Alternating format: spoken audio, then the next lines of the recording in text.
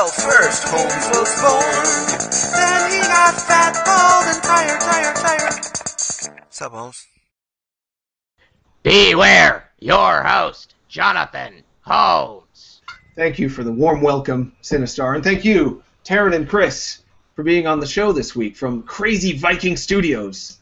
Chris, how do you pronounce your last name? Durrschmidt. Wow, what a great last name that is! Thanks! It sounds like a fighting game attack. It is. It sounds aggressive and classy at the same It's time. the angriest sneeze sound effect of all time. Durrschmidt! Durrschmidt! Yeah. Sounds like something a warrior may cry when Yeah. they're attacking. And you made Volgarr the Viking, you guys, at Crazy Viking Studios. We did. Yep. What a great game you made. How long did Thank that take? you. Oh, you're welcome. It's my pleasure. I thought so from the start. We met briefly, Chris and I, at PAX, and that was before Volgarr came out, I think. It was No, like, it was like 2 2 weeks days before. Yeah, just a couple weeks right before, yeah. Yeah, and I was blown away with what I saw. The fluidity of the animation, the attention to detail, the aesthetic it brought back a lot of nostalgia, but at the same time it felt very fresh, which is about as good as you can get, in my opinion, for what you were going for. I was impressed at first sight, but I did honestly think, well, maybe it's just going to be exactly like Rastan, and it's not going to be something that I'm going to be able to chew on for a long time. But boy, was I wrong. Jeez. You guys really blew that thing up. Yeah, that Rastan bit, I want to talk about that for just a sec. That Rastan bit, a lot of people get that impression because we thought it would be really funny to actually make the first little tiny portion of Volgarr the Viking be exactly Rastan. Like, it's tile per tile. The intro, you fall, like at the beginning, you fight lizardmen right at the beginning, and there's even that breakable block in the 2 different sections, and right where Rastan's body is where the homage ends. And so it's only a very, very tiny bit that's like Rastan, but because we did it as the very first thing in the game that you saw, everybody thought the whole game was like Rastan. It's like, it's not at all. Yeah, it's just that little spot. We have gotten some like accusations of like, oh, you guys just reskinned Rastan. That was it. Like, what the heck? Like, no, it's an homage. It's a lesson learned. If we do future games with homages, we might want to put them a little later. A little further into the game. Instead of like right away. Well, it was pretty attention grabbing, and it made me wonder. It made me curious. Like, did they really just remake Rastan and think they're going to get away with it? I wanted to play to find out. So We actually ripped off Ghouls and Ghosts.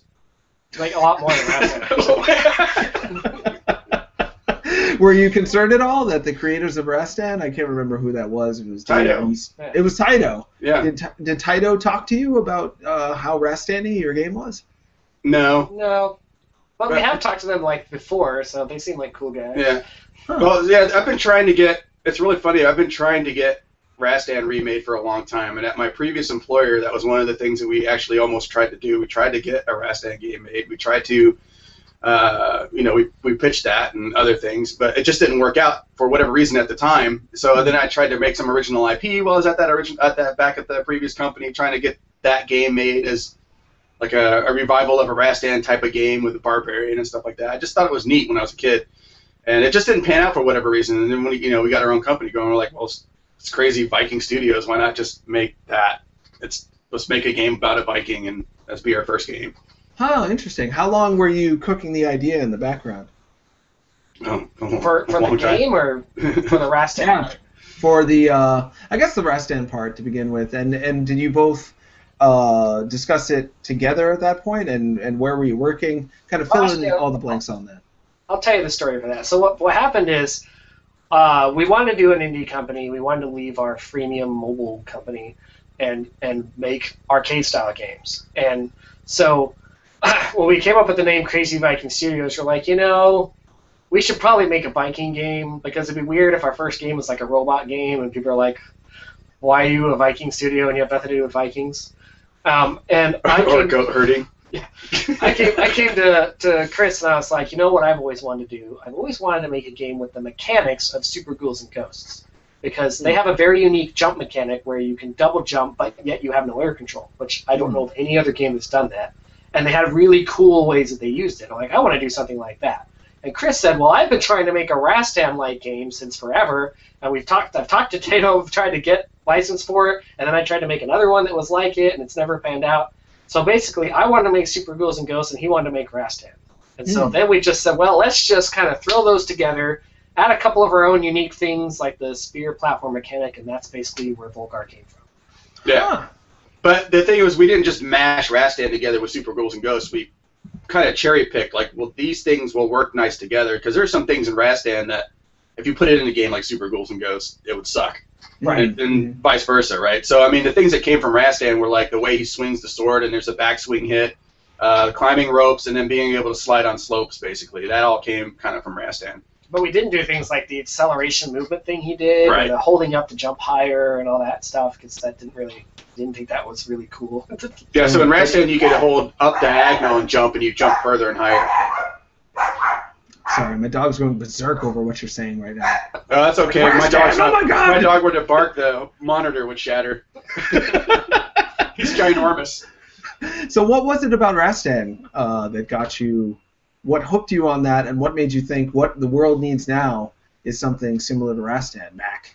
That arcade-style, brutal difficulty, kind of a glorification of masculinity and kind of action-adventure tropes you might see in film, but with the graphics, at least in a similar style to 15, 20 years ago. Right before the show, I started to go on a tangent about how I think the average Rastan player of the past, if they were born 20 years later, they would be playing, Dark Souls or some, more technologically advanced power fantasy, Skyrim, what have you. But you kind of took things as far as they could go in the arcade a little better. The graphics are definitely better than Rastan overall, but still stayed limited by more or less the technical specifications of back then, but still tried to give that like epic, heroic fantasy feel. What motivated you to take a bite at that? Well, you have to talk about, well, for me anyway, you'd have to talk about what I liked about Rastan. When I was a kid, I liked everything about Rastan because I was, this is at the height of all the Arnold Schwarzenegger movies, and you have to understand where Rastan came from. Taito wanted to make a Conan the Barbarian game, and he couldn't get the license for it, so they made Rastan, right? Mm-hmm. And that's why Rastan's that way, which is actually it's kind of funny because now we have a Viking game about a barbarian game that wanted to be Conan.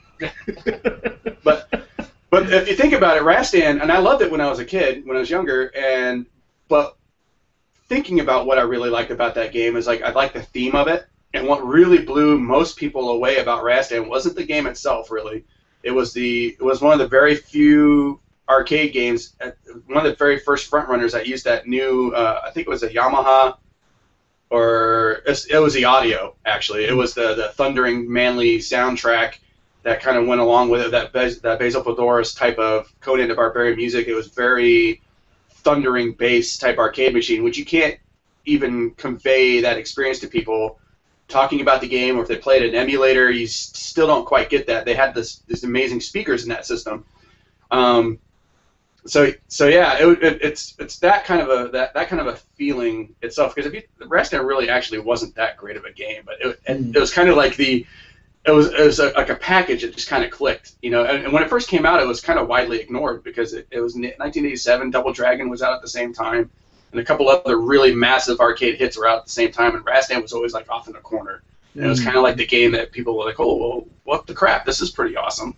Yeah. That people just kind of discovered. Yeah, when he first started trying to make another one with, I remember like, what's. Oh, that game! I remember that game. I don't remember the name of it, but I remember this really cool barbarian game, and it was always so mysterious because you hardly ever saw it in the arcades. And when you did find one, you're like, "Oh wow, that game looks awesome." Yeah, and we get that a lot now with the game because everybody's like, "Oh, this game," and this is really kind of funny about Volgarr the Viking. Everybody associates it with another game that they like from the past, even whether or not it was inspired by what we were doing or not. Our inspirations were Super Ghouls and Ghosts, Rastan, Castlevania, and Magic Sword were like the games that we were kind of looking at, and maybe Black Tiger a little bit. Yeah, but we get a lot of people like, this is exactly like Black Tiger, this is exactly like Rygar. Or Rygar. Basically any random old school platformer, they're like, that, you totally got it from that game. ActRaiser. This is like ActRaiser. Well, I mean, yeah, I guess, but I mean, we didn't specifically like use ActRaiser, but but a lot of games like that were like that. The Rygar one's actually particularly funny because everybody wants to think Rastan, but they're always like, oh, it's Rastan, but they're like, oh, it's Rygar, it's just like Rygar, and the other guy's like, no, it's Rastan, you idiot. Like, oh, that's what I meant. I think Giant Bomb did that. Like, he kept saying Rygar in the whole video, and then they had to like kept putting a little. Oh, they kept editing it. No, Rastan, you idiot. You mean Rygar. But, well, it makes sense. They were all this attempted realistic heroic fantasy that's as far as the technology could go, and then looking back, it's hard to imagine that was ever the intent, was to make like the Conan Barbarian experience at home, and it's 16-bit graphics. But that's as much as they could do back then. What made you think that harnessing those limitations and advancing them forward and presenting them to people today would potentially resonate? And I'm glad you did. It did resonate, but it seemed to be like a pretty big risk. It's much easier to just do a cartoony, retro-y. Actually, yeah, it is a lot easier to do that, really, to just make a game in Flash and animate it in Flash like a lot of games do nowadays. You know, they just use Flash to animate and stuff. That's fine. Sure. That's just not my thing. I'm passionate about pixel art. And also, I'm only one dude, and we only had a year to make the game. So that's a bad excuse, because I could have torn that out in 3D pretty easy. Well, you know, I will say this, like, one of the things a lot of retro style indie games are trying to hit nostalgia, right? Mm-hmm. And I'm not saying that we're not, but one of the big things that I was thinking about is I don't want to do something that's nostalgic because it's nostalgic. So one of the big things for me for Volgarr is I want to look at what made those games actually good, as opposed to like how people remember them being good. Because a lot of times you go back and you actually play it and you're like, oh yeah, that was a lot cooler back when there was not much better stuff out there. Mm-hmm. But there was some aspects of those old games that were uniquely cool about those games that the newer games don't have. And so our art style was actually largely to support a particular style of gameplay that we wanted to do, rather than just to like get those nostalgia feels. There's certain advantages that 2D, for instance, has over 3D in terms of gameplay. Like, you can get away with stuff that you can't get away with in 3D because it's, well, fake. I mean, the perspective doesn't really make any sense, but it's okay. It doesn't, like, bother people. For instance, an example I like to give people is drop-through platforms, right? If you have a drop-through platform, first of all, most fully 3D games, they don't even exist, right? But even, like, side-scrolling 2.5D 3D games, if you want to have a platform that you can jump up through, how do you do that? Like, the character's going to clip right through it. It's going to look ridiculous. In 2D, it's assumed that he kind of goes, like, in front of the platform and then lands on it, but you don't actually have to, like, make him do that. Which, if you actually looked at them doing it from the side, it would be physically impossible, because they jump out, around, and then land on the platform. But yeah, it's like defying matrix physics or whatever every time that happens in the video game. And Shinobi solved the problem of flipping around it. In Shinobi 3D, we actually had that problem where we wanted to have drop-through platforms, but we couldn't just make him jump up through it, because on a Nintendo 3DS, the 3D is even more important that you get it right, because if they turn on the 3D mode, you can see the real 3D. You can see the real 3D happening. So him jumping right up through a platform without clipping through it would just look absurd in actual 3D. So instead, we had to change the mechanics, so he grabbed the ceiling, and then he pushed a button, and he flipped himself up on the platform all ninja style, or flipped himself down through it. But that did change things, because you couldn't just jump up through it. You had to actually grab it first and then flip up through it, which was not the same as it was on like Shinobi 3, for instance, where you could just jump up through it. So that's an example of, by having a 2D art style, we could have Volgarr jump up through platforms and oddly not be able to drop down back through them. And it's not really questioned. It's just okay because of that, because the art style works for them. Yeah, no one thinks about it. No one. It's just something that's just is. Your brain says that's okay. Right. So there's a lot of stuff like that where, you know, and just in general, seeing what's going on is a lot easier in a 2D perspective than 3D a lot of the time. You don't have to worry about a camera button, which is always something that a lot of people hate, dealing with camera issues. You don't really have that as much with 2D. So a lot of it really was that we wanted a particular style of gameplay, and we thought that the art style would support that gameplay. Mm-hmm. So and it also sounds like you can draw pixels. and they're beautifully animated. But it sounds like you wanted to make Volgarr the game that people remembered Rastan, Rygar, what have you, being like. But actually being like it. Yeah, the rose-colored glasses are actually not rose-colored; they're just accurate with Volgarr, which makes a lot of sense. What were some of the things that you wanted to make sure you didn't include from that kind of old school arcade style action game. Password saving systems. Yeah. Were there any like gameplay tenets that were specifically about chewing up quarters, or just seemed? Oh, sure, that stuff. Yeah, sure. we were a little nicer than some of them. Like, for instance, Super Ghouls and Ghosts had the same chest mechanic where you break open a chest and you get a new item. But in that game, if you ever got hurt, the next chest you opened had like a bear trap in it, and the next one after that had a wizard that turned you into a baby. Yeah, we didn't have any negative. We had no negative And they were chests. invisible in the first place, so you had to like jump it to some arbitrary point that was not indicated at all to make it magically appear. You just jump in the air and suddenly a chest appears and stuff. So we didn't go quite to that level. But I don't know if there was really anything we were specifically avoiding from those games. I mean, that was one of them. That was. But that was just that specific game. I mean, we used to say that Volgarr is the game that would have happened if the industry just hadn't veered off in this direction. Like, it's like there's nothing. I guess we were saying there's nothing wrong with those games necessarily. It's just that the industry just went in a particular direction and they stopped making them. But it's not because they were not fun anymore. Yeah, it's not because they were fun. It's not because they were just like inherently broken or something. It was just because 3D was cooler and people started playing at home instead of arcades, so they wanted games that were longer and had saving instead of you just playing and like starting over. And if you want to get us ranting about something, that's one of the things that we particularly talk about all the time between ourselves is the industry now, we think, can learn a lot from those games still, and they just flat out ignore them. Like, there's a lot of 3D games out there that can be even better if they would try to adopt some of those precision things that came from those 2D games. And really excellent, super amazing examples of this philosophy that some of these guys are catching on to is Capcom with the new Street Fighter. And with because they have 2D collision, and it's a 3D game with 2D collision, pixel perfect collision. That's Street Fighter 4.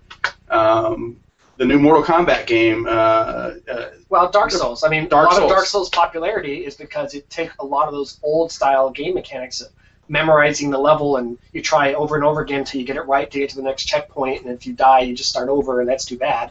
And that style of gameplay, like, people are like, wow, this is this big revolutionary thing. It's like, well, what it really is you're taking an NES game and you're making it like in high-end 3D. But sure. But it really worked, and it was awesome that people actually liked it. And I think a lot of it's even that people had never even played these old games because they couldn't stand the graphics or whatever. Dragon's Dogma is another really good one. And so when some of these games bring back those mechanics, people are like, wow, that's actually pretty cool. And it's like, yeah, I know, right? It actually was good game mechanics. But I find it also interesting how many like tropes of game design are like automatically used without like it's interesting to go back and look at those old games and see, like, take the Rastan jumping thing we were talking about. You hold up to jump higher, right? No one would do that anymore, right? But when Rastan came out, there was nothing that said, this is how you do jump.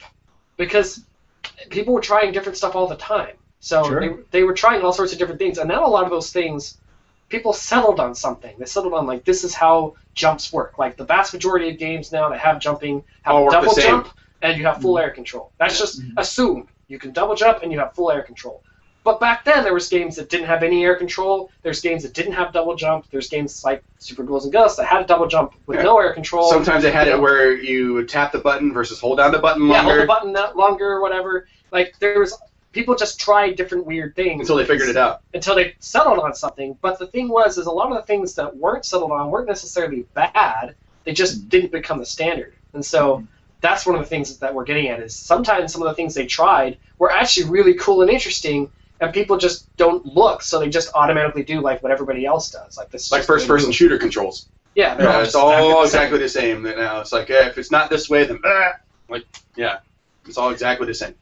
Do you think that's out of a fear that people will reject your game if? Oh, absolutely, totally, absolutely, yeah. Sure.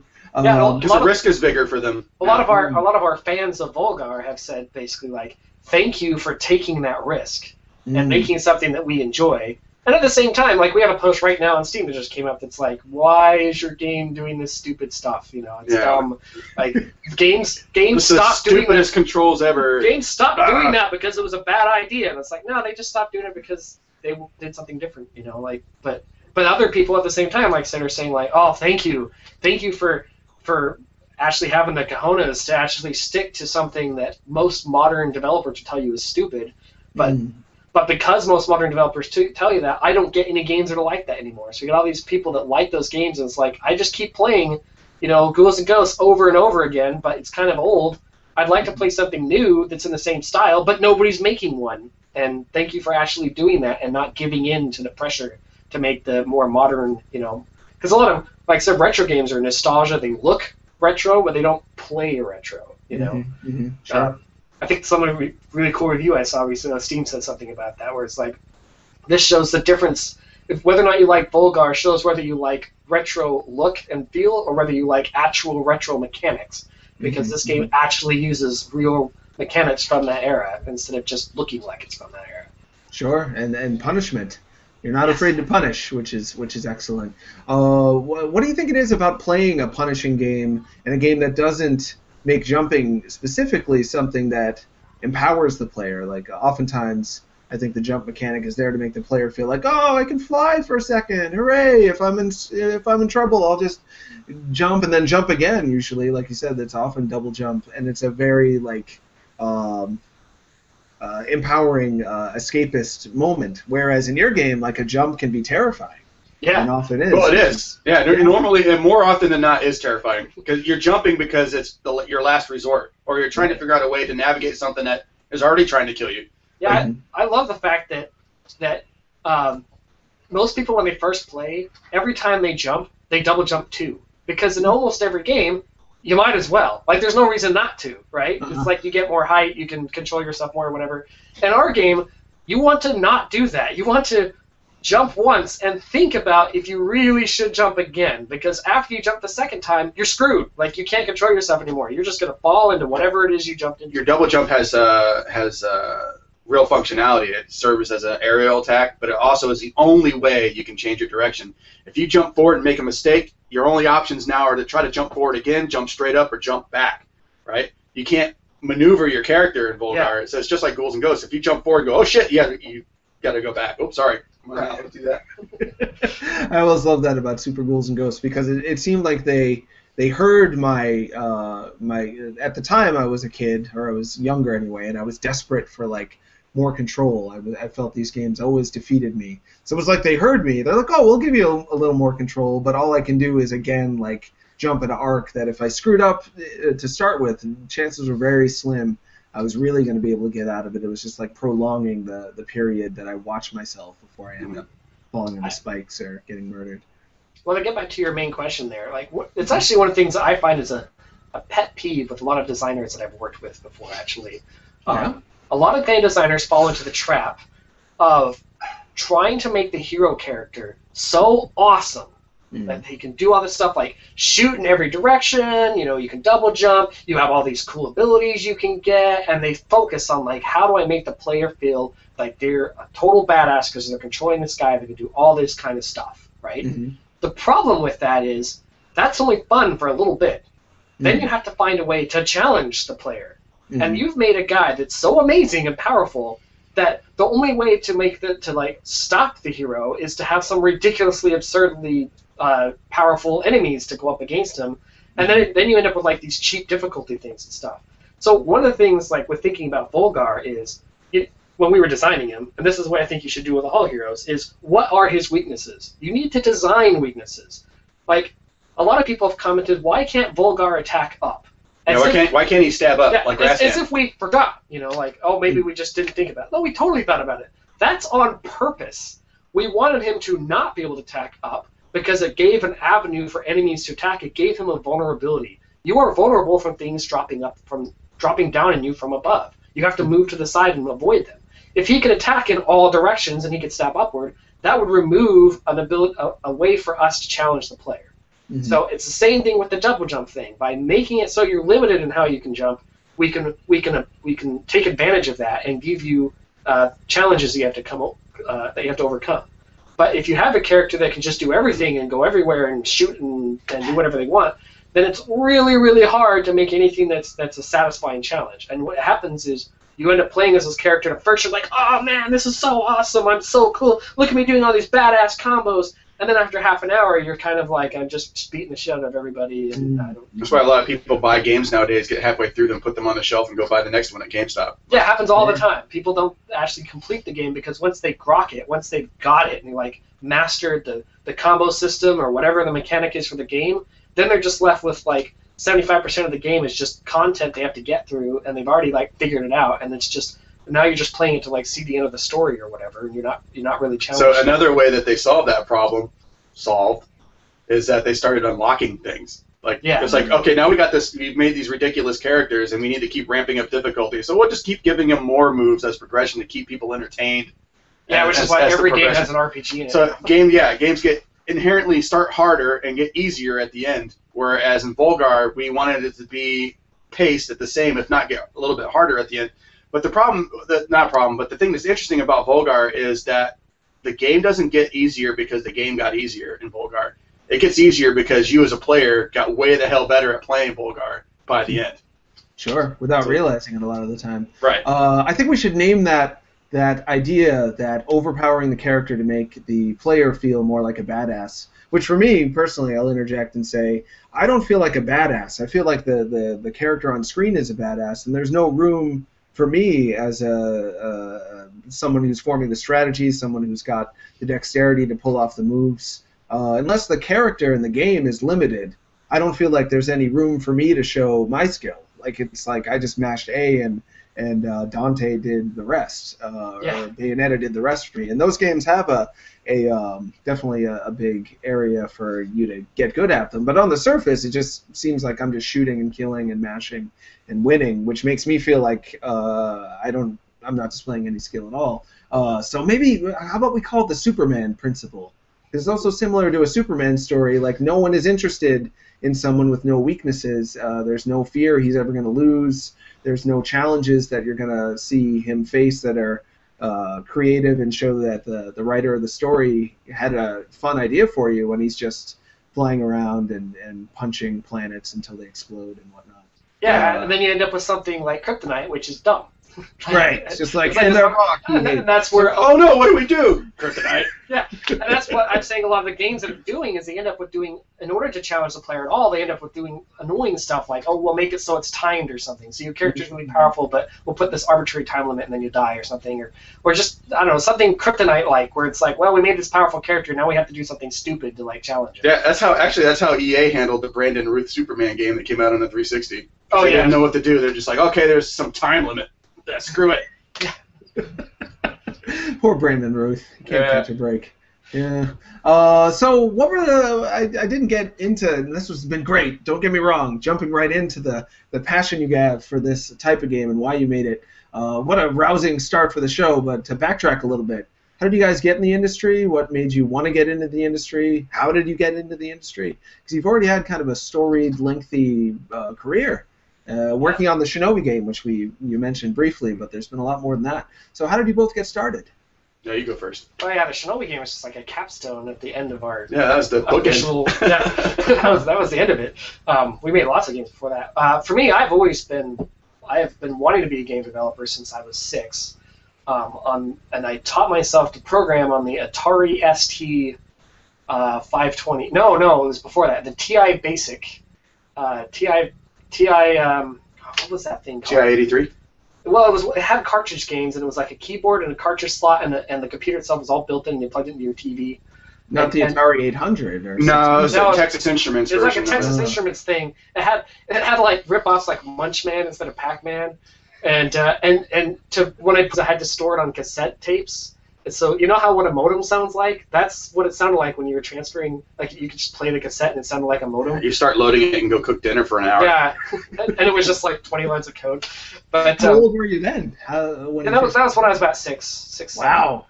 I was really nerdy, but anyway, so He said was really nerdy. I'm still really nerdy.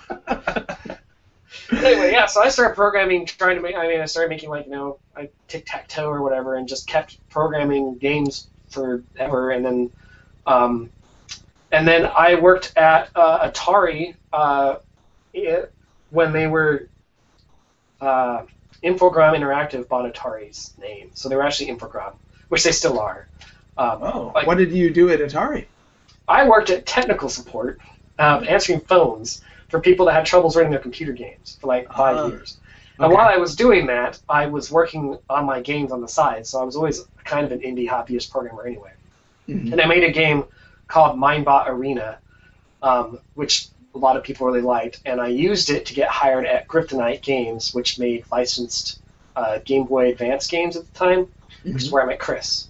And then Gotcha. there, so I worked on Game Boy Advance games and DS games for 7 years, made probably, I don't know, at least a dozen or so games. And then they got bought out by Glue to make mobile freemium phone games, social whatever, like everybody's doing now. And I didn't like that. so I'm like, I'm going back to being indie, and yeah. Interesting. I want to talk about that, but I don't want to leave Chris out. But real quick, before I forget, it's something I might forget. I wanted to touch upon it when talking about arcade mechanics, arcade style of difficulty and gameplay and challenge. The freemium thing could be used to kind of do virtual quarters just for continues.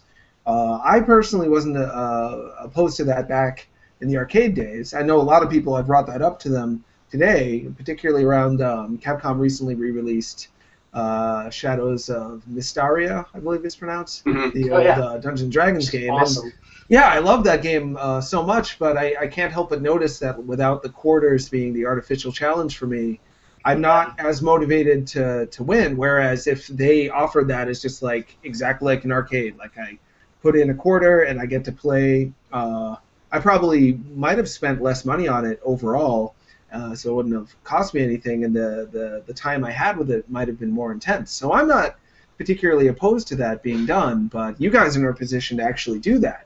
Do you think you ever would, and if so, why or why not? Well, there's a lot there you said to touch on. First of all, you're right. Like it's really it was actually one of the big challenges of Volgar's development was how to simulate an arcade game-like experience without taking quarters. Because as you said, a lot of these arcade games that you play at home, where they do emulator versions, they're just not as fun because it's like, well, I can just have infinite lives. And Yeah, you just spam your way you through can just it. spam your way through it, and the game was designed to not work that way because you had to pay Superman money. principle again. It's Superman with quarters. Yeah, because you've got the quarters. So that was actually one of the ways that like our whole alternate pass system in Volgarr came about, was the idea of trying to make something that had the same feeling of being like, oh, I don't want to die, without actually making you have quarters to spend.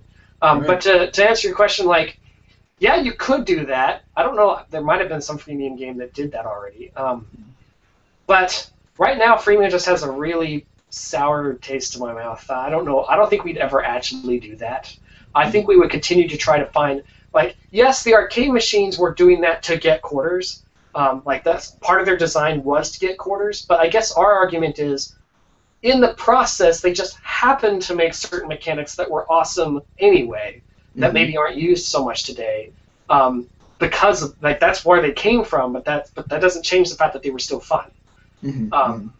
So I think we would continue to pursue how do we give the same kind of experience, same thrill that those arcade games gave you with the quarters, but without actually charging you quarters.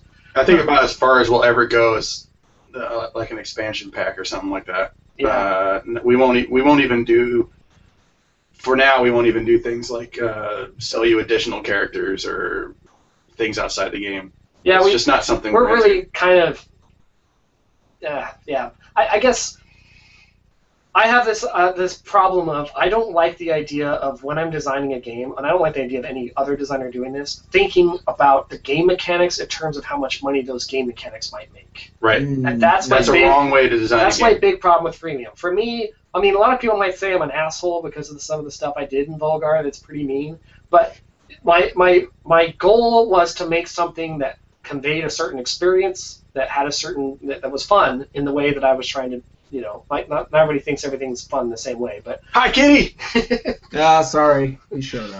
but that was the objective was to make something fun, a specific kind of fun, and I don't want to have to think about like, oh well, but if I do this, it might be more profitable, and I think that's really messed up personally. So the problem I have with freemium games in particular is when you're designing the game, you're thinking about how does this game mechanic play into profitability? You know, how does it get people hooked on it? How does it make people want to buy stuff or whatever? And I just really would rather say, I'll just assume if I make something cool that people will pay for it and buy the game, and not spend my time thinking about how do I make the game sell you more stuff, because that's just, I don't know, it just feels wrong to me. I'm not that.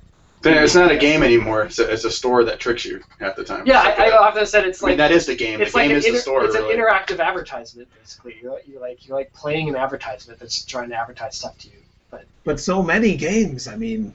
I know it's really the thing now. And not just with freemium, but like the whole game is designed around how can we sell this game and make a lot of money selling it and give people the illusion that they got what they wanted, and maybe they will get what they want out of it. But it's, you know, the whole game is designed around turning a profit, and it sounds like you're intrinsically pushing against that at this point. Yeah, it goes beyond even freemium. Even games that just sell the same normal model that we're using, I'm bothered by the idea that they would change their game mechanics to like reach a broader audience, or you know, focus group games, as I sometimes refer to them, where it's all about like, well, what's the thing that most people are going to like? Like, we're going to make it themed, you know, sci-fi because sci-fi is really in right now, you know, or whatever. Like, this is the market's trend right now. So even that bothers me. Like, I don't want to. I mean, it kind of screws us in the long run, because we could probably make more money if we did the same thing other people are doing and like follow the market. But that's not why I went indie. I went indie to get away from that and to be able to make a game that I think is satisfying and fun without any consideration for what's the most profitable way to do it, but just hope that, hey, you know, I think this is fun. There's a billion people in the world. Surely some other people out there are going to also think the same thing is fun, and hopefully I can reach those people and they will buy the game and be happy with it, and we'll be able to make a living off of that. But my objective has never been, and Chris obviously is the same, it's never been to like make it rich or something. I mean, that'd be cool. Yeah, that'd be nice. That'd be a nice bonus, you know, nice. But that's, you know, sure. That's not the goal. I could go off and become a programmer for a bank or something and make like 10 times as much money as I'm ever going to make as an indie game programmer, but that's not what I want to do. Sure. That makes a lot of sense. That's the exact kind of person I hope makes it, and that I believe can make it, because you're interested in leading your audience and giving them something genuine instead of just following what you think they want and feeding them what they're asking you for blindly in an attempt to win a popularity contest. Instead, you're making another Rastan game with super ghouls and ghosts aspects, which is not what is leading the market testing right now. Yeah, the market says this is stupid. Like, what are you doing? Why aren't you making a card battle game or something? Well, yeah, even making that, it's like, why wouldn't you have like you know, saving at any point and lots of checkpoints, and why wouldn't you, you know, have all this other stuff that modern games are supposed to have? Like, you're just dumb. You're not paying. That gets, because we get that a lot. They're like, you know, you could change this and you'd get more sales and you get more money. Yeah, we get that from fans a lot. Yeah, we get that from fans. Like, but you could make more money doing this thing. Like, yeah, but then the game would suck. You know, like and we go to hell. Yeah, that's great that they make more money, but I'm not compromising my vision for what I want the game to be because it might make, you know, a few more bucks. You know? Sure. And it's never the market followers who end up, or it's pretty rarely the market followers who end up, the developers who just follow the market that end up making that groundbreaking thing that ends up changing the way people think about video games, or at least making a huge impact on people. Yeah, I want to keep telling people, do you think Notch would have been as successful as he was if he just copied something else? No. Right. He decided to do something that the market had no idea wanted, right? Mm-hmm. I mean, before Minecraft, nobody even knew they wanted Minecraft. And then he makes it like suddenly like, oh wow, there's this whole huge market. Now there's 10,000 Minecraft. Yeah, now you got Starbound and Terraria and a billion other games that are like that. They're all unique and cool in their own way. Right. But yeah, that's like, but it's a whole new like a thing now, right? Like the whole crafting survival thing. You don't, not that we're expecting to ever have that happen, because we're kind of we're still copying, you know, retro ideas and stuff. But yeah, that would never happen with someone who just chases the market. And that's one of the things that really bothered us when we got bought out by the freemium market, because they were always like fast follows, you know, and like, well, this is the popular, you know, now it's, I guess Candy Crush is the big one now. Yeah, Candy Crush or something like that. You know, but there was a different game back then. It's like, oh, this is the one that everybody's, you know, Temple Run is the big game. So how do we let's figure out how we can make a Temple Run game. That's better than Temple Run. That's better than Temple Run. It's like you can't. They did it already. They already did it. Why would we make, like, how so we spent 6 months of our lives beating our head on a wall trying to figure out how to do that. But not only do that, but how to make the store work, and like Yeah, that's the main it's like, thing. why would we do that? Why don't we just make a game that isn't on the market right now and see how it does, rather than, yeah. So just verifying your point. Market followers might be able to make money, but they're never going to be something that breaks new ground. Mm-hmm. And makes a lot of money off giving something to people that they can't get anywhere else.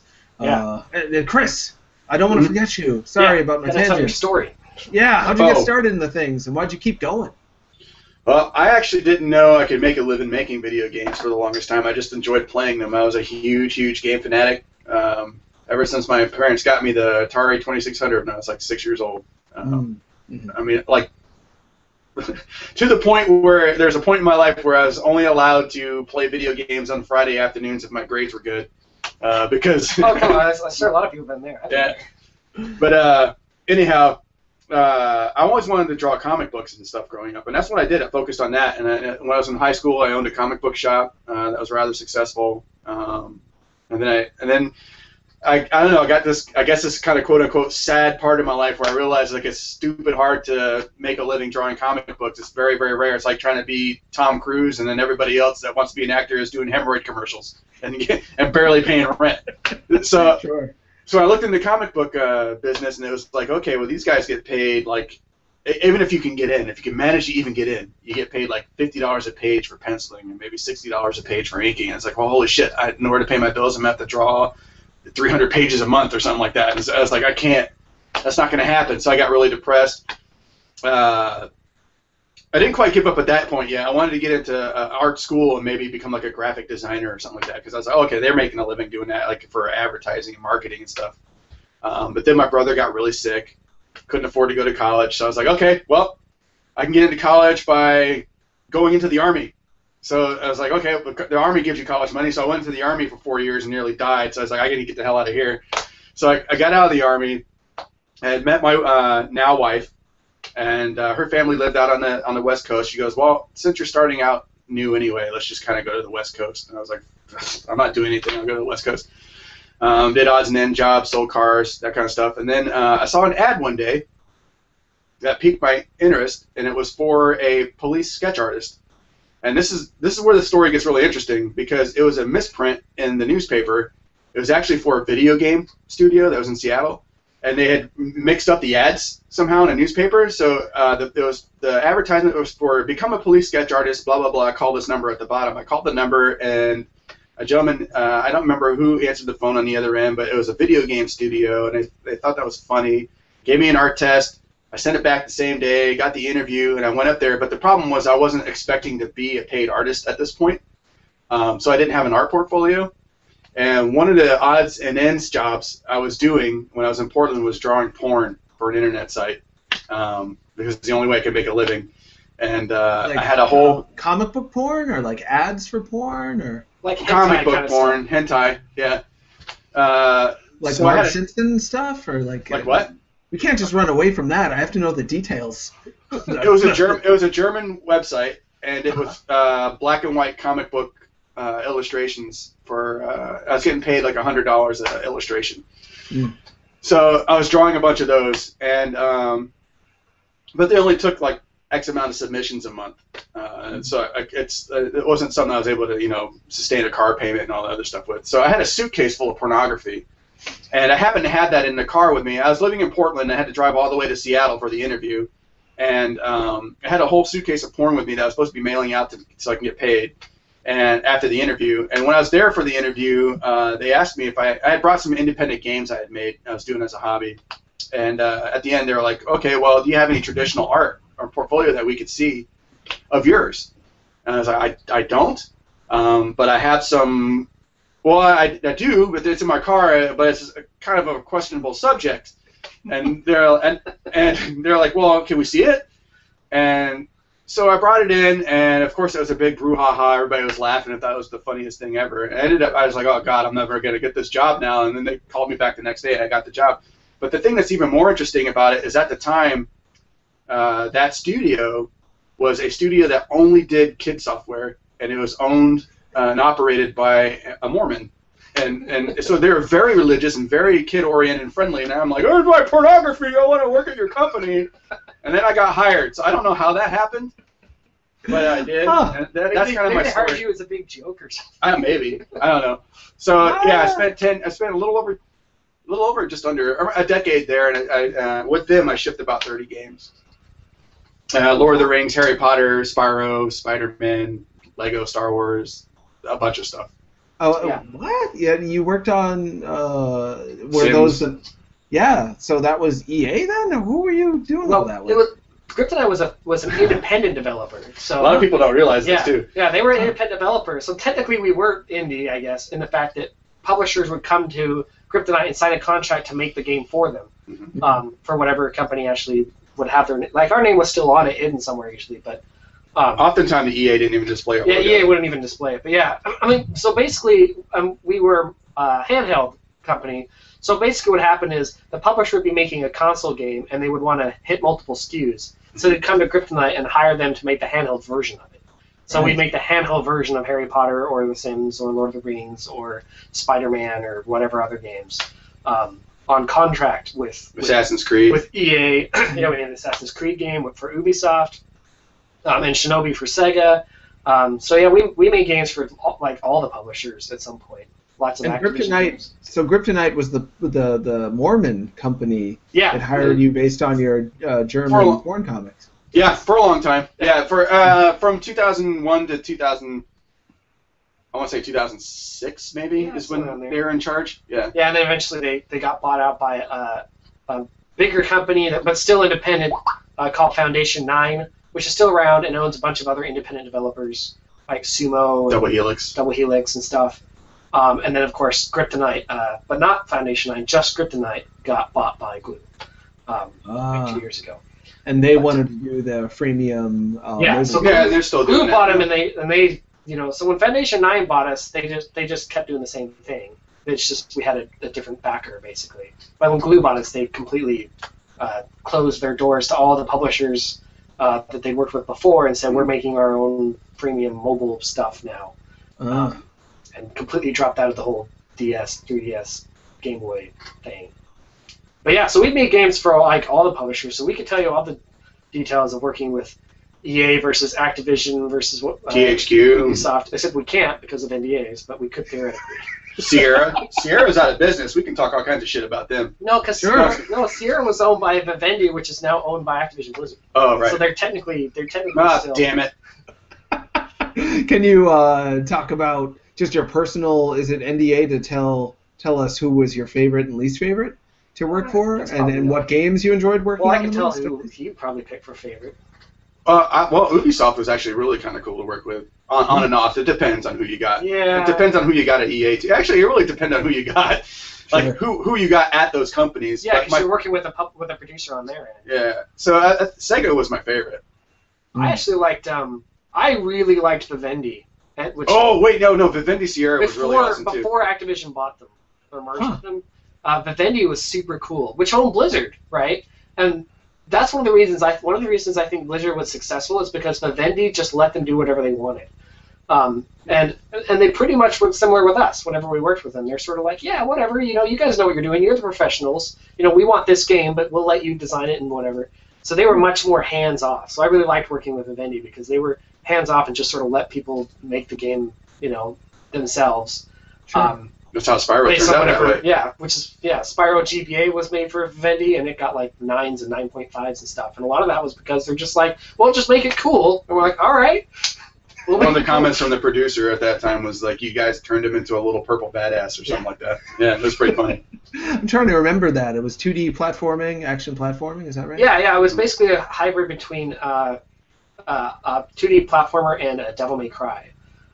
Before that became a thing, like it was one of the first games that actually had, like the only one before that was Astro Boy that really had that whole like juggling combo-based system and like a 2D side-scrolling thing. But now there's lots of games that have that, like Dishwasher. And...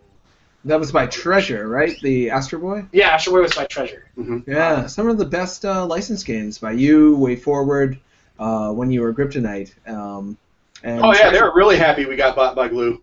Yeah. That's the same. The Way Forward was just like, funny, yeah, that's a Way huge Forward. party, man. Woo, Way Forward yeah. was like our biggest Competition's gone. We had this like personal little competition thing with Way Forward, actually, Kryptonite and Way Forward, because Way Forward had the way cooler presentation and the way better art, in my opinion. Yeah. But but we had better gameplay usually than they did. Like our game mechanics were a little smoother than with theirs. So it was like, man, if we joined forces, we'd make the It'd be awesomest epic. things ever. But we didn't. We had that funny We would thing going often on. compare ourselves to each other. We had that kind of little bit funny thing going Look on what with Way Shovel Knight too. Forward did, you know. Oh yeah, now The Shovel Knight guys, that was a really funny story between us and the Shovel Knight guys. Is that they're ex-Way Forward guys, and Yeah, we didn't know that. ex-Kryptonite We're talking guys. about being friendly, and I was like, "We're Way Forward, you're Kryptonite." And we're like, "Oh, we can't talk to each other anymore." Like rival high schools or something. Yeah, they're cool. They're really cool guys over there. Oh, Yeah, sure, games, sure. I think. No offense to all my fellow ex-Kryptonite employees, but I would totally have gone and worked for Way Forward if I didn't have to move to California. Yeah, that's probably true. Because I like their art, man. Oh, Yeah. sure. Yeah, we Yeah, had I think Matt that's- Bozon on the show not that long ago. I'm sorry, say that again? Oh, my biggest beef with Kryptonite was that they dropped the 2D. Like, they used to do pixel art when they did Game Boy Advance games. Although even then, sometimes they'd, like, render them in 3D in Maya and then draw over them or whatever, rather than actually draw them by hand. But then later they just dropped that entirely on, like, the DS and just went for pure 3D, and I was always sad because I liked pixel art better. Did you, who did the Revenge of the Sith Game Boy Advance DS game? That wasn't you guys, was it? No, I don't think so. no, that was not No, us. the only Star Wars ones we did were the Lego Star Wars and Jack Star Wars. Yeah. Oh. Yeah, I like those too, though. The Lego Star Wars, if I remember correctly. Yeah, it's funny because actually a lot of people don't know that. I mean, we didn't. Maybe you did. You work on Lego Star Wars? The first one. Yeah. Well, A lot of briefly. people don't know that the Lego Star Wars console games actually got a lot of their ideas from us, from the Game Boy version. Like everybody always assumes that the console game comes up with everything, and the Game Boy games It's just like a dumbed down port or something. dumbed down Sure. knockoff. But there's quite a few games where we did the stuff first, and then the console game like took it from us. Like on Spyro, actually, like the Dark Spyro playable thing, that they got that from us, and some of the combo stuff we did, they took from us. So yeah. Huh. Little known fact: some of the Lego Star Wars stuff, they actually got the idea from. I think it was wasn't it the whole like massive amount of customization with the little things you collect? And that wasn't that an idea that spawned from Kryptonite? Yeah. Yeah, Oh, and that's like a cornerstone of the Lego games. Oh, sure. Yeah, I don't remember it that much in the initial ones, but eventually that became kind of the whole reason to keep playing. Can you think of a game that you worked on that you were so sad about? I'm curious about sad game times. Women's Murder Club by James Patterson. What? Is that a real? I work on that. Is that a real thing? Women's Yeah. Murder Club? By Yeah, James it was Patterson? a hidden Yes, object game. It was licensed by James Patterson, and it was Women's Murder Club is a book series where it's like a bunch of women like solve murders. yeah. So the premise was really good. It's just Kinda they like didn't that allow one- us to make a good game. It was a nightmare. Yeah, what was that one old show that used to be the old lady that solved crimes? It's kind of like that, except Oh, Murder, She Wrote. Yeah, it was like Angela Murder Lansbury. She It was Wrote, basically a version of Murder She Wrote, except it was like but a not book as club. cool. Yeah. Well, I don't know. I never read If you it. can imagine that. And why do you think it was that the company, so it was someone bought Kryptonite, and then within that, yet another company took over and just turned you into freemium mobile? Was it because Kryptonite wasn't making enough money, or did they think they could make even more money by going after an emerging market that was... Well, we got bought by Glue because we made core games, and they wanted to make, supposedly at the time, they wanted to make core games for phone stuff. I mean, they bought us because of our game Well, they making just expertise. wanted us to make freemium stuff. They felt that the freemium games were mostly being made by people that weren't actually like traditional game developers, and that they got the freemium stuff down, but the actual gameplay itself was lacking. And so they wanted to get a studio that had experience making actual normal games, hoping that the talent there could improve the quality of the freemium games to be more on par with traditional games, but still having those freemium elements. Seems to be paying off for them so far. But I honestly think, I mean, I don't know, I've heard various stories, because, we weren't, like, managers, so we didn't get to hear the real story or whatever, but I kind of got the impression that it was, that they just wanted to make more money. Like, that Kryptonite agreed to the deal with Glue because they saw that freemium was the new thing that was going to make a lot of money, and also The 3DS, which was our primary People weren't platform, sure about it at the time. wasn't doing very well at the time. Like, I know it's doing great now, but this is like a year after it came out, and it was not doing very well. And PS Vita wasn't looking like it was going to do very well. And so since we were a handheld developer... That was our bread and butter. Yeah, it was looking like we weren't going to be making a whole lot of money off the handheld market. And the freemium market, everybody was like... And so they just thought that was a good time to jump on. But And obviously none of that happened. The handhelds are just freaking fine. And that's the real tragedy of it is I would still be working there if they hadn't done that. But, yeah, because it was fun. Yeah, I enjoy my time there. Really great people to work with. But yeah, that's the irony is the 3DS is doing great, and Kryptonite is pretty much dead. Like, they're still there. There's like, what, a dozen people there now? Well, it's just glue now. It's not Kryptonite anymore. But the people, like, what was once Kryptonite, the studio formerly known as Kryptonite, which is now like Glue Kirkland or something, is like, ended up laying off everybody eventually. So it obviously didn't work because they, like, now there's like nobody working there anymore. Huh. Yeah, so like a 300-person studio, and then it ended up being like 40 or something, 40 people or something like that. I think it's even less now. Yeah, it might be less, but who knows? It's like a skeleton crew now. It's really sad. Yeah. So by wanting to chase more money, by being afraid that sticking to what had worked before was no longer going to work in the future, and also sounds like motivated by a little bit of greed, they ended up losing all the money. Well, yeah, I mean, it was gonna happen. Even if they didn't go with glue, it probably would have happened like there would have been strike anyway because there would have there's been just wasn't layoffs, enough but work. I don't think it would have been as bad. Yeah, I think if they'd stuck with 3DS until it started ramping back up again, this is my personal belief. I mean, nobody knows. My personal belief, though, is they stuck with 3DS, they would have been better off because if 3DS became successful again later, and we were in a unique position to leverage it at the time. Yeah, to make original IP and stuff like that. We were one of the first 3DS developers in the States. Like, we actually, when we worked on Shinobi, we actually originally had to borrow dev kits from Sega because Nintendo hadn't even started giving them out yet.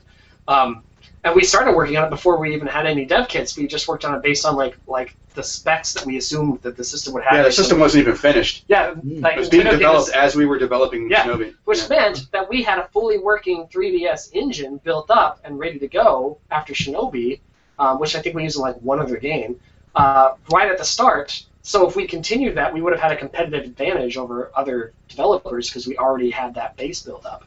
Sure.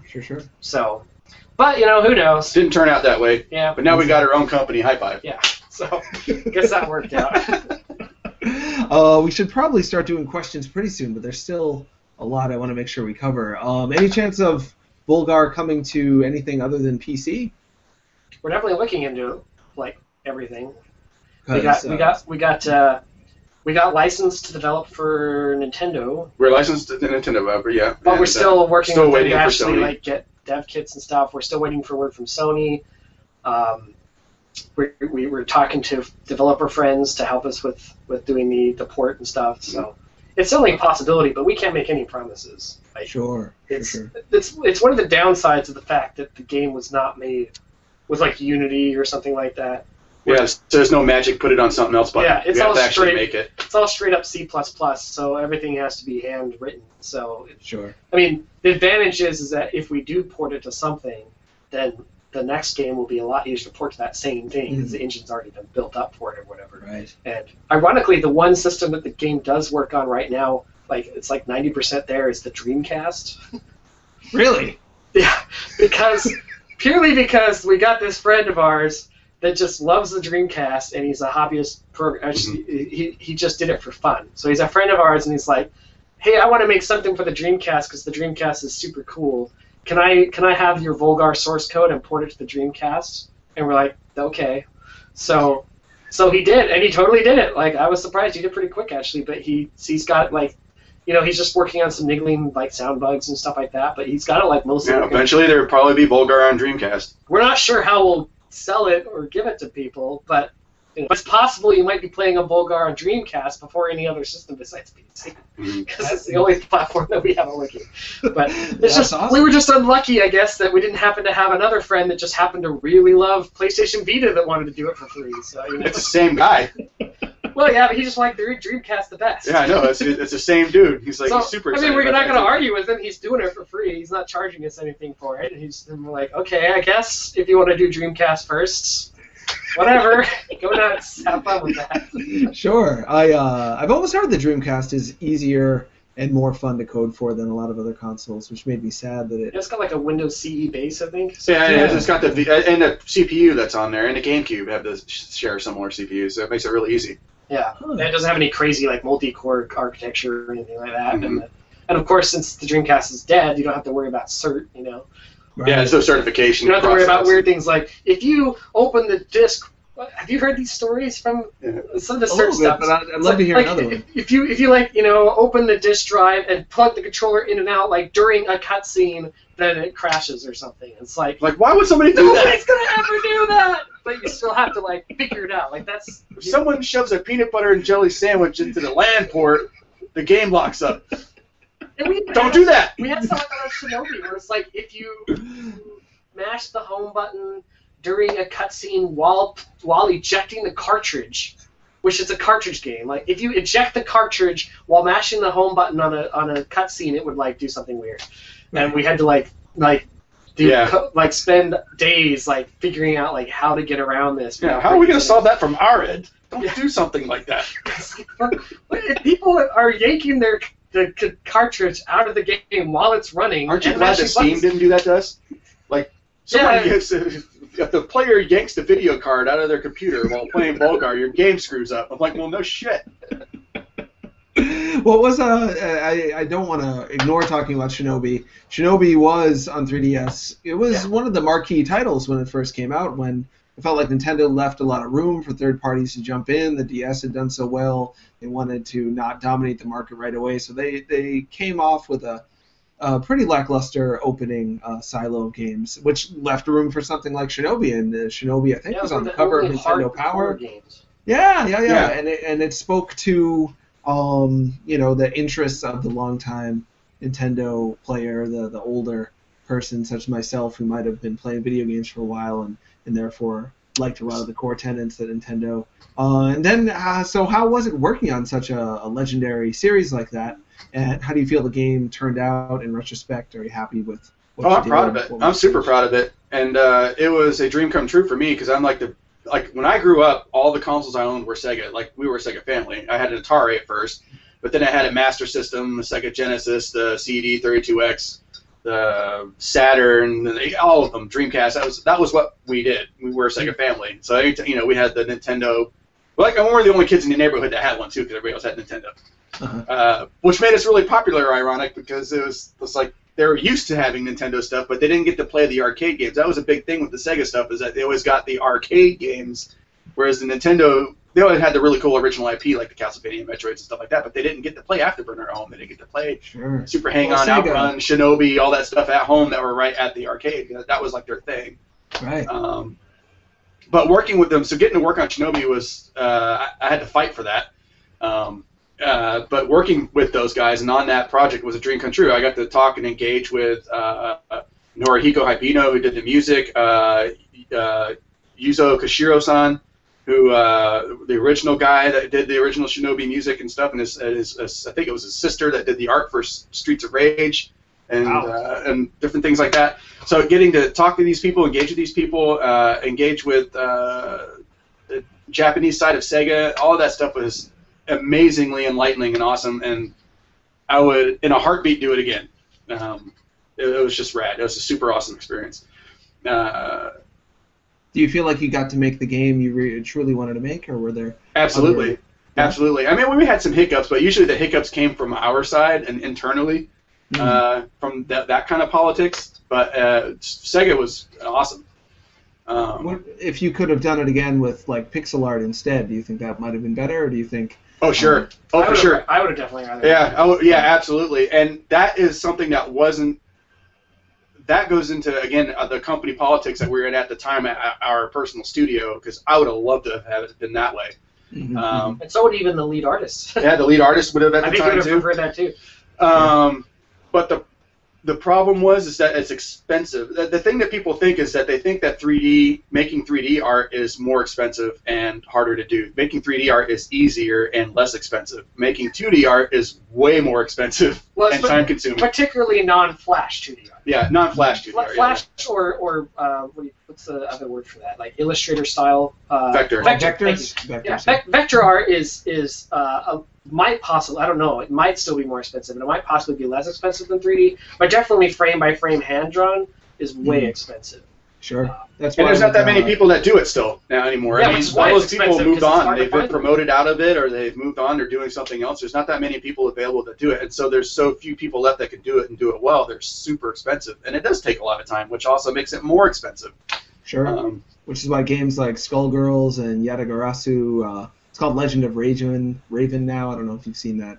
It's a fighting game by SNK guys, ex-SNK guys. Those are super cool. Yeah, as is your game. And back to the console thing a little bit. I wanted to come to consoles just because I want it to be in a market where it is harder to pirate. Whenever I see a game that harkens back to games that people might know only from emulation, I always worry, and this happened with Retro Game Challenge on the DS as well. I always think, well, isn't that a great game? I know they're making. I wish they'd made the sequel to the States. Yeah. Me too. I I imported it. I don't know if you've played it. It's the sequel's way better. There's I'm jealous.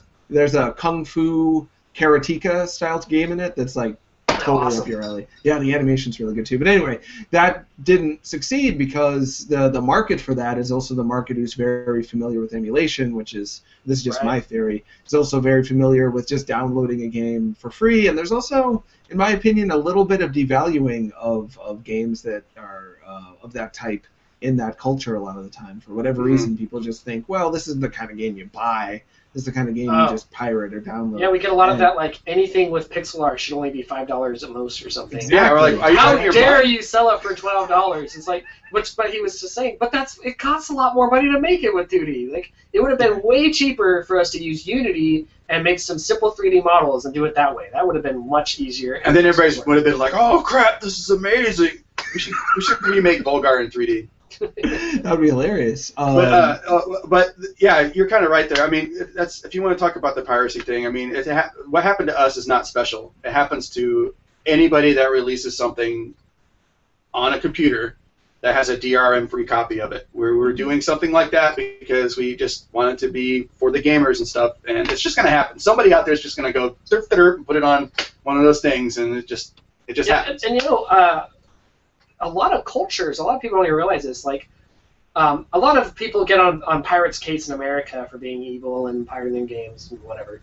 But actually, a lot of cultures consider Americans really stupid for the fact that we would even consider not pirating. Like, it's basically, a lot of cultures feel if you can get something for free, there's no, like, you're an idiot for paying for it.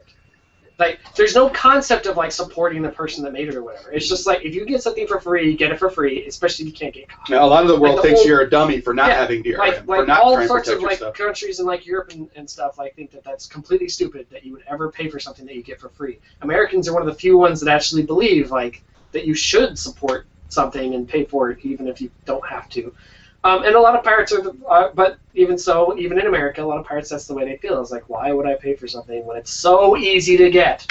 Sure. Like, you can go, I'm not going to name the name of the site, but everybody knows the site I'm going to talk about. Like, there's a popular pirate site that everybody knows about that you can go to, and in 5 minutes you can torrent download, like, pretty much any game you want, and everybody's going to do it. So so our opinion on that is it's stupid to try to stop it, because they're going to crack it anyway. Like, if you put some kind of big DRM on it, then all that's going to do is take 5 minutes for some pirate to crack it, and piss off people that legitimately bought the game because it doesn't work. I actually personally happen to fall on the side of like anti-DRM more than anti-piracy, and part of the reason for that is, as I mentioned before, I worked for Atari Technical Support for 5 years, and a huge amount of my calls were problems because of the DRM. All the time, people calling in couldn't play a legitimate game. You got the wrong CD drive, because the CD drive had some weird incompatibility thing or whatever. To the point where I would secretly email people pirated copies of the game they bought, because then so they could play it. So they could play the game they bought, and we would have to try really hard to like hint on the phone. Well, you could go to Game Copy World and get a crack, and then that would work. but we couldn't say that because company policy. So we'd be like, you know, there's a possibility that you could search on the internet for something related to games and like to copying and maybe some kind of world of copying or something that might possibly, you know, because we really wanted people to be able to play their game they bought, and it was just stupid. And to stop calling you. It was stupid that if you bought a legitimate copy of the game, you had to put the CD in the drive and possibly not have it work and have installation issues and running issues, or you could go to a pirate site and it would work. So it was actually way more convenient and better for the customer to pirate a game than to pay for it. That is just backwards. You should make it so that paying for a game it gets you something better, which some companies have figured out. That's why you have like cool pack-ins and stuff. You know, you have Steam. Yeah, you have. And Steam does it. They have a very light DRM, but they have all this cool stuff you get with it, like the access to the Steam community and achievements and trading cards, really cool stuff that comes with your game. And when you buy games, you get lots of physical stuff that makes the game cooler. You maybe get a code that lets you do some cool extra thing or whatever, and so only physical copies of the game have that code that get you some extra little thing in the game or something. That stuff is a much better way of dealing with it than having some DRM, because it's not going to stop the pirates. It's just going to piss off. Yeah, so your hope is that, you know, I mean, people prefer GOG, or they prefer DRM-free Humble, or whatever. But, you know, on our end, like, we have, like you were just saying with the Steam, we have the trading cards, the achievements, and the leaderboards and stuff like that comes with only the Steam version. Right. So we, you know, the kind of hope there is that, okay, well, you'll get it on Steam because you'll get those extra features. But even Steam games can be pirated. Yeah, it just takes a little bit more effort. But and so the other thing is, like, a lot of there's no proof that, and anybody that tells you this is lying to you. There's no proof that a pirated game is a lost sale. Right. That's one of the big things. Is, okay, so yes, statistically, from the research we did, it was like 95% of people that had Volgarr. We can't really say they necessarily played it, but 95% of had Volgarr got it from piracy by just looking at the amount of downloaded copies versus. And you don't even know if that's really an accurate way to look at it. But that rate is completely normal. If you look, you can find all sorts of other articles of other indie developers that say the exact same thing. But the thing is did that hard our sales? Probably not. Maybe? Maybe. I don't know. Who knows? Probably not, because most people that pirate are just going to pirate. They're not. If the game isn't available to pirate, they're not going to go buy it. They're just going to play a different game. They have 10,000 games because they pirated them all. The pirate one that they can get. They're just going to pirate some other game, you know. Whatever. So the likelihood that someone's going to go to try to pirate a game, not be able to do so, and then go buy that game because they couldn't figure out how to pirate is pretty low. And so that's why it's like, you know, it started a lot of fights and stuff about it, so we kind of didn't really want to, like, it was probably not the best that we even entered that conversation in the first place, because it seems like if you say a statement on either side, he's not saying us piss going to the people off. Conversation. He's talking about when I was trying to be funny on Twitter. When he did. I purely meant that to be like funny on Twitter. Like, Yeah. I was like, ha, this is really then funny suddenly stat. it's like And I was all like, over boom, the and everywhere. I was like, oh shit! I wanted to go stick my head in the sand. I was like, I can't believe Because this. we have people that are like that were like pissed about it. Yeah, they're mad at us. I was like, what did we do? And at first you might be like, why are you mad about it? And it's like, I think it's because they were worried that if we were worried about piracy, that it meant that the next thing we would do is like pull our game off of DRM-free sites and add DRM to it, and we're totally not going to do that. And it was just an interesting statistic. It wasn't. We weren't saying like that we support DRM. And I think The one that really hurt my feelings was the folks that were trying to say we're trying to get pity sales or something like that. And Yeah. I was like, man, that's not true at all. Yeah. Go get my I Lamborghini feel and really go get a bad steak about lunch. that. I don't want people to feel like like we're gonna like, because we had some people that are like, I have no interest in your game, but I'm gonna buy it anyway because Those were bad too. I wanna really see hated seeing piracy, that. and I'm like, I hated It's like on seeing the that. one hand, I'm like, thank you, like I appreciate your support of developers. But that's not a reason But to on the buy other our hand, game. I don't man. want to make money off of pity and you know, Yeah. I don't want to be a charity case. Like I want people to buy my game because they like my game. You know, like Well, I did, and I have nothing but respect for that. But at the same token, from what I've seen, the more developers get out and show what kind of people they are, just like you're doing, like Gabe Newell does, like countless developers, big and small, the more they feel like, you know, I could download that guy's game for free. But he seemed like a really cool guy, and he worked really hard on it, and he has the philosophy that I want to support on game development in general, and the way you've talked about how you want your games to be designed to express ideas to the player, to show what your philosophies are in game design, and also provide them with something interesting, and not just give them what you think will make you the most money. The more you go out and say that, and then you're not saying it for the money, but I'd imagine the more people know that that's the kind of developer you are, the more they're going to be interested in your games, and the more, maybe they'll pirate Volgarr, but the game you make after that, they'll be like, yeah, these guys are badass. I want them to be rich. I'll pay $12, I'll pay more than that. That's what I hope happens anyway. Yeah, there definitely is a component of that. Like, that's part of, like, we're not just selling our game. It is true we also are selling ourselves as a company. As like, you can trust us kind of thing, like, it makes a difference. You can't just trust us. Yeah. No, I'm kidding. Yeah, it's more than the product, especially today. Like, there was a time where that was not the case, where our video just locked it up. All right, it came back. All right. No, you're here. There was a time where that was not the case. It really was just 100% about the product. But gamers are really savvy, and the average gamer age is like, what, 32 or something now? I can't remember the last 32. So I find that a lot of gamers are quite aware of, like, the game industry and game politics and stuff. So it does make a difference. Where did my camera go? Yeah, what happened to your camera? Are we still live or whatever? Yeah, it's funny that the one image that is showing up of Jonathan makes him look like he's drunk. Hey guys, I feel great. I don't know if that's the same image. Is our everybody camera else is working? seeing. Can you still see us moving around? Oh yeah, I can see you. Can you hear me? Yeah, I can hear you. Can't see you. We're still talking. Don't worry about seeing me. I look terrible anyway. It doesn't matter. I'm going to do questions because we only have 11 minutes left. Oh, wow, that went fast. All right. I know. You guys are fantastic talkers, and I'm very happy you came on the show. Manly Chicken asks, if you could have done anything different, added anything to Volgarr, what would it be? I would have made the skip feature more obvious. Yeah, I would agree with that. Everybody is so upset that the game didn't have a quote-unquote save feature. I would have also made the... But it does, kind of. I would have made the snake boss better. That boss. Snake boss, yeah, kind of last-minute snake boss. Maybe we should talk more about Volgarr in general. We talked about how it plays a lot, but people might not know exactly what they're getting into with that game. It's not exactly what it looks like on the surface. There's like underwater fish tank bosses. There's heavenly action. There's giant... Well, tell more. Yeah, you tell We them. got like fans that blow you around. We tried to have something unique in each Every level. And every level has, besides the last one, but every level has a completely different set of enemies and traps and stuff. So you're not just doing the same thing all the time. That's one of the reasons the game took so long to make. We don't reuse stuff. Like, I had to draw all that stuff, and all those guys do different things. So I couldn't reuse animations. Yeah, even the palette swap characters weren't just palette swap. They actually have different armor pieces and stuff on them. Yeah, they're different guys. So it's like, yeah, that's a lot of work. But the neat thing about it is, like Taron was saying, every level in the game is different. It's completely like, so if you feel like you mastered, it takes you like, you can see a lot of these videos where people are like, holy crap, this game is hard. It took me 2 hours to figure out how to beat the first map. And then they can get through it in 10 minutes. Well, guess what, buddy? Level 2 is going to take you 2 hours to figure out.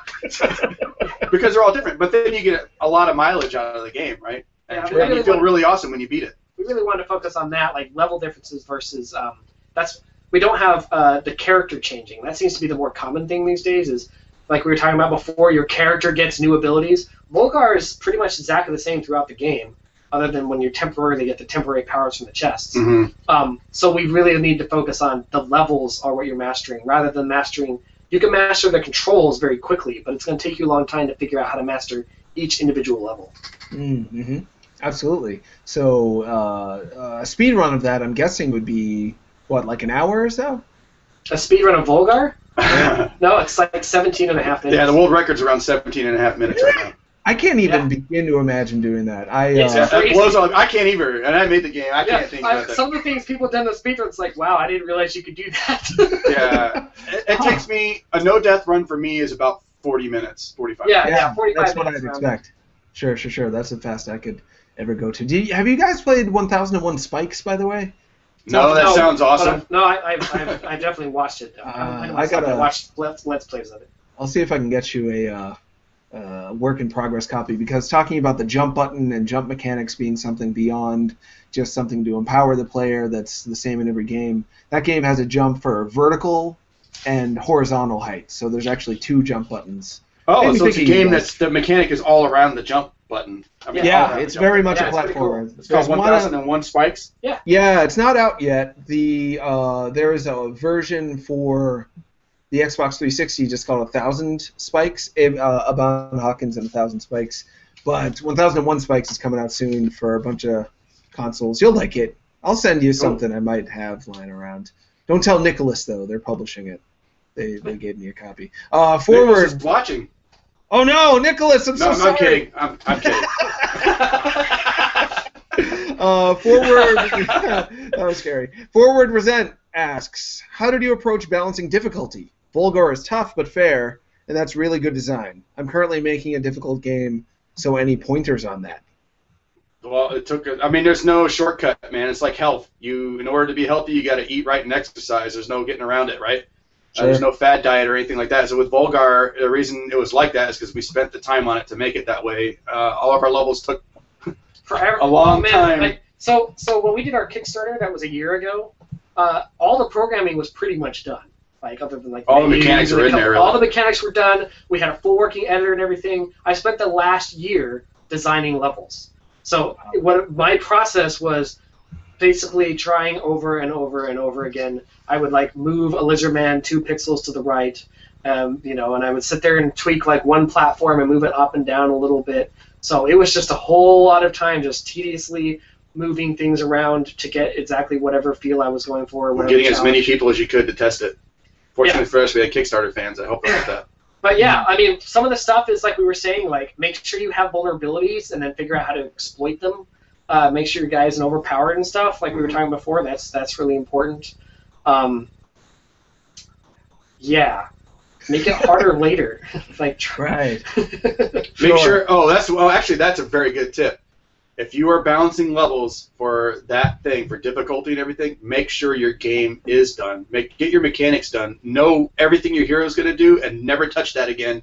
Then balance your game. Yeah. You don't want to be working on building the mechanics game and levels while at you're the same trying to do time. difficulty. That's really stupid. Don't do that. Try to start with the middle level in the game first. Design that first, and go to the beginning and end levels later, because you'll be more experienced, and those levels are more important. And if you start at the beginning level, then you kind of have like the base experience of like this is what the game is like, and then you can tone it down and tone it up for the beginning and later levels once you kind of got a baseline to work with. Because you really want that first level to really hit people hard, get them into it, and you want that last level to finish on a good note. To be a good payoff, yeah. Yeah. So you actually don't want to design it linearly. You want to start in the middle, then go to the end, and then the beginning or The worst levels of your game should always be kind of in the middle, like what Taron's saying. Yeah. Sure. Brilliant advice. I think that's some of the best game design advice for people who are just starting out that I've heard yet. So, you guys are great. Our Xanadu asks, after listening to you for a few minutes, I can tell you're able to analyze games well. I've been wondering about this for so long. What makes Citizen Kane the best movie of all time? Here's a funny guy. Technically, it's the use of editing. That's editing was a thing from Citizen Kane, so that's why, and that can never be reproduced again. So games just need more editing to be the Citizen Kane, finally? Well, yeah. I mean, our industry could do a pretty damn good job of needing to edit itself a little more, I think. We have just 4 minutes left. What are you guys going to do next? Is there any hints you can give as to what you'd like to do or what you're already planning on doing? We, of course, want more Volgarr. I can't help but imagine, and I hate to keep harping on my own idea, but if you made Volgarr available to people to buy or to put a quarter in, like I would be able to recommend the quarter. Like the Volgarr, the Viking Arcade Edition? Yeah. Like to give people the option and to not say like we're trying to nickel and dime you, but Steam to be like does have IAP. I guess we can just release that version. We can and have it be free. make a Steam version that's free. Yeah, it can be free download and have IAP. IAP. You can put quarters in to play it with that your would Steam be wallet. really interesting. As long as you still technically have the do option to buy it. Like there was arcade games back in the day. I would get the near perfect version on consoles, but I would still enjoy putting quarters into it every once in a while, just for that feeling of like almost like gambling, like the stakes I would put on myself. Oh, yeah, definitely ramps up the intensity when you know that you're going to have to lose. Our game would actually be okay at that too because it's not online, so you don't have to worry about internet latency or something dropping out and screwing you well, after it you could order. crash, maybe. You know. You could, Well, I mean, you could be in the arcade and the power goes out too. But, Yeah. you know. I mean, as far as we know, it doesn't crash anymore. You know, we fixed all those problems. But. Like I own the arcade version of Strider, but if I see Strider like machine in the wild, you still pay to play it, don't you? I have to. I can't say no. That happens to me. I have Dungeons and Dragons Tower of Doom and Mystar, like you were saying, on like every platform it ever came out on, really. And I still do it. Like if I see it in the arcade, I'm in there, oh, $20, there it goes, woo! I'm like, why am I doing that? There's something about it, and it's worth it. It's for the experience you get for the money you spend. It's always worth it to me. But anyway, I'm sorry, I'm way off track. What was the actual What are question? you guys working on next, or what We're do you working on a want to different work on game. next? We'll tell A new you game. Yeah, Okay. new game. We got a game. We're working on it. We're not working on Volgarr 2 at the moment. We are working on a complete new game because we don't want to just be like sitting on our laurels and like, well, we made a game, we're just going to keep making versions of that forever. Sure. We want to show that we're not a one-game studio. We also don't have enough money to do that. Volgarr 2. No, just sit around on our ass and not do anything. No, I meant like we're not just we're not making like a Volgarr expansion pack or Volgarr DLC or Volgarr 2 or anything. Yeah, it won't be Volgarr for the rest of like the next 3 years. Crazy And that's- Viking Studios, that's all they're doing. That's with not to say that we won't ever do anything with Volgarr again, but we wanted to do something different for our next game. So it's not. I guess what we can tell you is what it's not. It's not Volgarr and it's not a side scroller. Is it space? Did you go to space? I'm Oh telling shit! He's been looking at our websites. Maybe. Maybe not. Ah, is it There really are hints. There are hints on if you look on our Twitter page and you look on our Facebook page. Yeah, there are we got some minor concept art. hints on there. Yeah, it's concept art floating around. Huh. I will look hard for that. But we haven't announced a title. We haven't said what it's about or anything like that. And we'll probably keep that quiet for a little while longer. It's always something to show. Fair enough.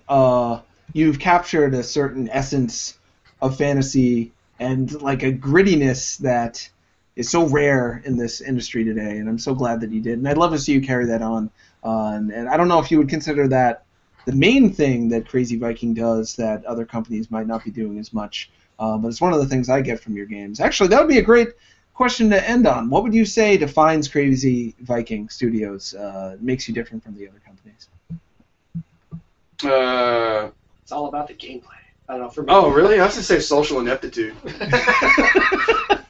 Is there something that you did in Volgarr that you think kind of defines Volgarr and its place amongst games today that you think your next game will continue to do that, or is it going to be something totally different? Well, again, a lot of that like daring to look at what made different games good and do that and possibly risk it being a really small niche as opposed to just following the market. I mean, that's one of the big things I think. It's like we're going to continue to make games that we think are fun, that use mechanics that may not be what the market says is what you're supposed to do, but that we think are fun. Which will always alienate us too, but you know, whatever. It's what we we're never going to be like huge unless we happen to like randomly release a Minecraft or something. Sure. But that's okay. That's what we're going for. We're out there to serve niche markets that maybe just aren't getting a whole lot of games for them. And we're okay with that philosophy because, you know, we want to just make the games we want to play, and we assume that there's other people that are out there like us because we're not that conceited. So Yeah.